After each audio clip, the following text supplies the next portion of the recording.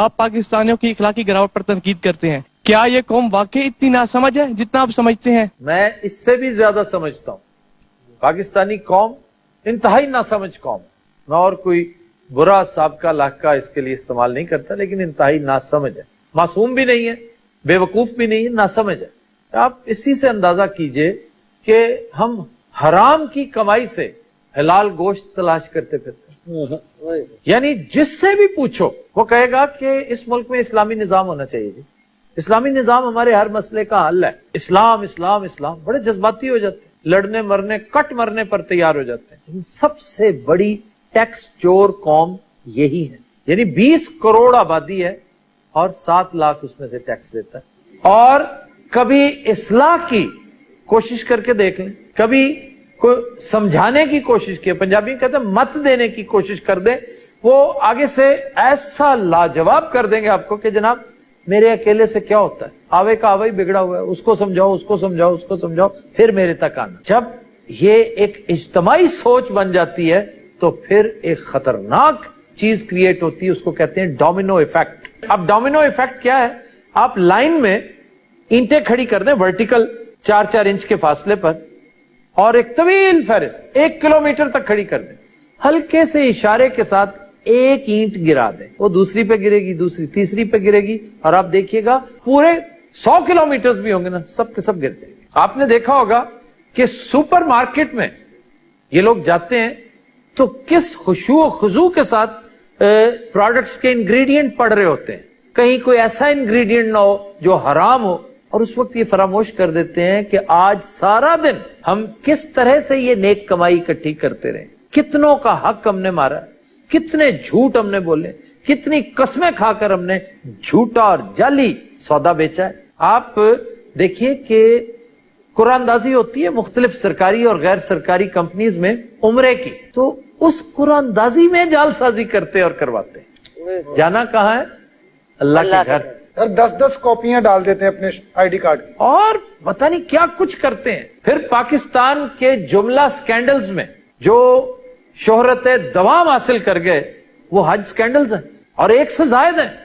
یعنی حج کو ہم وسیلہ فراڈ بناتے ہیں. میں یہ نہیں کہتا کہ فراڈ مت کرو، یہ پند و نصائح کا کام ایک حد تک ہم کر سکتے ہیں، اس سے زیادہ نہیں. میں یہ ضرور کہوں گا کہ خدا را اپنی فیلڈ ہی چینج کر لو یار. مطلب ویزے میں فراڈ کر لو، حج کے کوٹے میں، گروپس میں، وہ جو مکتب بنتے ہیں ان میں فراڈ تو نہ کرو. آپ نے کبھی نہیں دیکھا سرکاری گاڑیوں میں قربانی کے بکرے ڈھوئے جا رہے ہیں؟ میں نے اپنی آنکھوں سے ایسے پولیس آفیسرز دیکھ رکھے ہیں جو زبردستی رشوت کے طور پہ بکرے لیتے ہیں اور چھینتے ہیں اور پھر اس کی قربانی چڑھاتے ہیں. یعنی یہ نہ سمجھی نہیں تو اور کیا ہے؟ بات نہ سمجھی کی ہو رہی ہے نا. بالکل جی.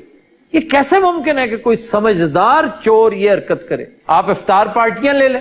افطار پارٹی کیا ہے؟ افطار، روزہ افطار کروانا جی. ایسا اس میں تعیش برتا جا رہا ہے. ایسی ایسی ڈشیں ہوتی ہیں، ایک اکٹھا کر رکھا ہوتا ہے چوروں اور ڈکیتوں کا مجمع، اور وہ پیسے کس کے ہوتے ہیں؟ کرپشن کے پیسے ہوتے ہیں، چوری کے پیسے ہوتے ہیں. میرے اور آپ کے پیسے چوری کیے ہوتے ہیں. اور کیوں کی جا رہی ہے یہ؟ ایک تو پی آر کے لیے کہ پبلک ریلیشننگ ہو رہی ہے. نمبر 2 اللہ راضی ہوگا. جتنوں کو روزہ افطار کروا دو نیکیاں تو لکھی جائیں گی نا. نعوذ باللہ اللہ کو علم نہیں ہے کہ یہ نیکی کس پیسے سے ہو رہی ہے. اب چند روز پہلے ایک سچا واقعہ آپ کو بتاؤں. ہمارے ایک عزیز دوست نے بتایا کہ، اور اس کی صحت پر مجھے ایک رتی بھر شک نہیں، کہ ایک پولیس آفیسر ASI ریسنٹلی اس نے پری میچور ریٹائرمنٹ لے لی، اور اس سے پوچھا گیا کہ بھائی یہ تم نے کیوں کیا؟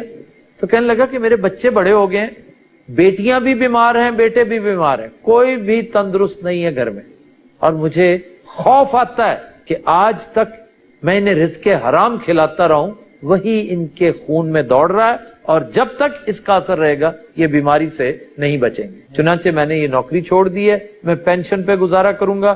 مجھے بڑوں نے سمجھایا ہے کہ بھائی آج تک رشوت کی، کرپشن کی جو دلدل میں دھسے ہوئے تھے، اس سے نجات کا واحد طریقہ ہے کہ جو جمع پونجی ہے اس سے کوئی مدرسہ کھول لو، کوئی مدرسہ، تعلیم دو لوگوں کو، قرآن کی تعلیم دو، دنیا کی تعلیم دو، آخرت کی تعلیم دو، شاید تمہارے گناہ دھل جائیں.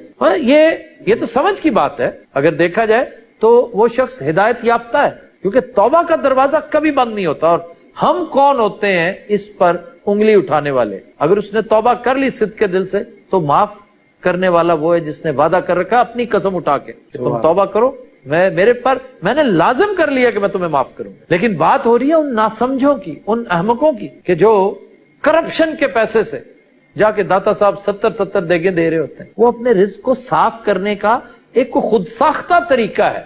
جیسے کہتے ہیں نا زکوٰۃ تمہارے رزق کو صاف کرتی ہے, کہ بھولے چکے بعض اوقات آپ کہیں کو کر بیٹھتے ہیں تو زکوٰۃ جو ہے ساری اگلی پچھلی کسریں نکال دیتی ہے. لیکن یہ اگر آمدن کیا ہے تو الگ بات ہے, سہمن جو کچھ ہو گیا اسے ہو گیا, تو ان کو پاک صاف مصفہ کرنے کا طریقہ زکوٰۃ ہے. یہ ڈیلی غریب کا حق مارتے ہیں, یتیموں کا حق چھینتے ہیں, یہ ولچرز کی طرح بیواؤں کے پلاٹوں پر قبضہ کرنے کے لیے جھوٹا قرآن اٹھاتے ہیں اور پھر اس منافع سے, اس پیسے سے جا کر 100 دیگیں دے دیتے ہیں. کہتے ہیں جناب اللہ نے تو کوانٹٹی دیکھنی ہے نا کہ ہم نے کتنے لوگوں کو رزق دیا.